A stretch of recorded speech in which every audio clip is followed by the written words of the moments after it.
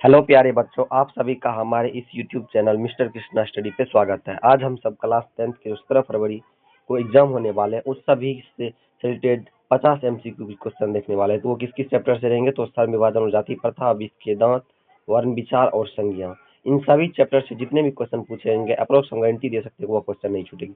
तो आप सभी इस क्वेश्चन को देखिए और करके जाइए। तो फर्स्ट क्वेश्चन है, श्रम विभाजन और जाति प्रथा के लेखक कौन है? तो श्रम विभाजन और जाति प्रथा के लेखक कौन है? डॉक्टर भीमराव अम्बेडकर है। कौन है? भीमराव अम्बेडकर। सेकंड क्वेश्चन है, बाबा साहेब भीमराव अम्बेडकर का जन्म कब हुआ था? तो 14 अप्रैल 1891 में इसका जन्म हुआ था। नेक्स्ट है, बाबा साहेब भीमराव अम्बेडकर का जन्म किस राज्य में हुआ था? तो मध्य प्रदेश में हुआ था। किस राज्य में हुआ था? मध्य प्रदेश में जन्म हुआ था। नेक्स्ट क्वेश्चन है, बुद्ध एंड हिज धम्मा के लेखक कौन है? तो इसके लेखक है डॉक्टर भीमराव अम्बेडकर। कौन है? डॉक्टर भीमराव अम्बेडकर। नेक्स्ट प्रश्न है, डॉक्टर भीमराव अम्बेडकर के विख्यात भाषण एनिहिलेशन ऑफ कास्ट का हिंदी रूपांतरण किसने किया? तो यह किसने किया? ललई सिंह यादव ने किया। किसने किया? ललई सिंह यादव ने किया।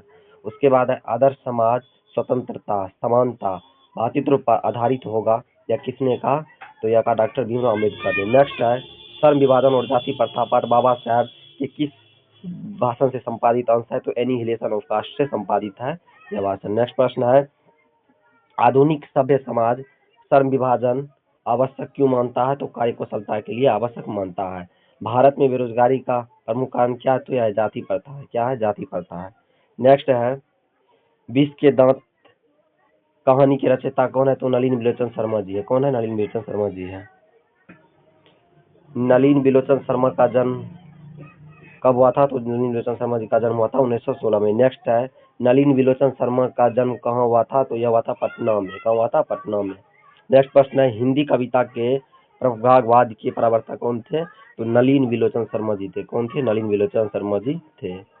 नेक्स्ट है, विष के दांत पाठ की विधा क्या? तो यह क्या है? कहानी है। क्या है? कहानी है।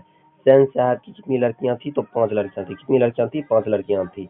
नेक्स्ट प्रश्न है, सेन साहब की कार की कीमत क्या थी? तो सेन साहब की कार की कीमत कितनी थी? 7,500। सीमा, रजनी, आलो, शेफाली, आरती, इन ये पांचों किसकी बहनें थी? तो ये खोखा की बहनें थी। किसकी बहनें थी? खोखा की बहनें थी। नेक्स्ट प्रश्न है, सेन साहब की आंख का तारा था। कौन था? तो खोखा सेन साहब की आंख का तारा था। कौन था? तारा था। उसके बाद नेक्स्ट प्रश्न है, मोटर को कोई खतरा हो सकता था तो किससे हो सकता था? तो खोखा से कोई खतरा हो सकता था। नेक्स्ट प्रश्न है, किसके अनुसार सेन के सिद्धांतों को भी बदला जा सकता है? तो खोखा के अनुसार सेन के सिद्धांतों को भी बदला जा सकता है। सेन साहब अपने बेटे खोखा को क्या बनाना चाहता था? तो बिजनेसमैन या इंजीनियर बनाना चाहता था। नेक्स्ट है, विष के दांत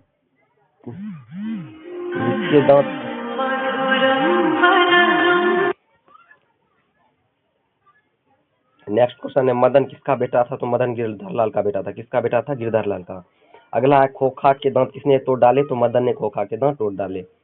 नेक्स्ट प्रश्न है, गिरधर लाल सेन साहब की फैक्ट्री में क्या था? तो किरौनी था। क्या था? किरौनी था। ऐसे ही लड़के आगे चलकर गुंडे, चोर, डाकू बनते। यह पंक्ति किसने कही? तो यह सेन साहब ने कही। किसने कही? सेन साहब ने कही। उसके बाद है, वर्णों के समूह को क्या कहते हैं? तो वर्णमाला कहते हैं। क्या कहते हैं? वर्णमाला कहते हैं। अक्षोत्र, ज्ञास्रो को क्या कहते हैं? तो संयुक्त व्यंजन कहते हैं। क्या कहते हैं? संयुक्त व्यंजन कहते हैं। नेक्स्ट है, हर्ष ई वर्ण है। क्या है? तो दीर्घ स्वर है। क्या है? दीर्घ स्वर है। तालम, संवर्धन, स्वदन, सौह को क्या कहते हैं? उष्ण व्यंजन कहते हैं। क्या कहते हैं? उष्ण व्यंजन कहते हैं। नेक्स्ट प्रश्न है, प का उच्चारण स्थान है। तो प का उच्चारण स्थान क्या है? ओष्ठ है। क्या है? ओष्ठ है। ओष्ठ। तो वर्ण का उच्चारण स्थान क्या है? तो दंत है। क्या है? दंत है। नेक्स्ट है, भ का उच्चारण स्थान क्या है? तो ओष्ठ है। क्या है? ओष्ठ है। नेक्स्ट है, यदि ए के बाद कोई भिन्न स्वर आए तो उसमें ए परिवर्तित हो जाता है। तो यह क्या है? यह अ है। क्या है? अ है। अ है। ये दो बार लिखा गया है। नेक्स्ट है, निम्नलिखित में से संज्ञा के भेद है। तो व्यक्तिवाचक संज्ञा के भेद है। क्या है? भेद है। कलम शब्द कौन सा संज्ञा है? तो यह जातिवाचक संज्ञा है। कौन सा संज्ञा है? जातिवाचक संज्ञा है। जातिवाचक संज्ञा के उदाहरण क्या? विवेकानंद। जातिवाचक उदाहरण नहीं है तो विवेकानंद नहीं है। सिंधु शब्द का कौन संज्ञा है? तो व्यक्तिवाचक संज्ञा है। नेक्स्ट है, बहुवाचक संज्ञा का उदाहरण क्या है? तो सर्दी बहुवाचक संज्ञा का उदाहरण है। नेक्स्ट है, सफल का बहुवाचक संज्ञा क्या है? सफलता है। सफलता है। मित्र शब्द का बहुवाचक संज्ञा क्या है? तो मित्रता है। मित्रता है। निम्न में बहुवाचक संज्ञा है बुढ़ापा। बुढ़ापा। बुढ़ापे में इंसान बिल्कुल बच्चा बन जाता है। इस वाक्य में बुढ़ापा क्या है? तो बहुवाचक संज्ञा। क्या है? बहुवाचक संज्ञा।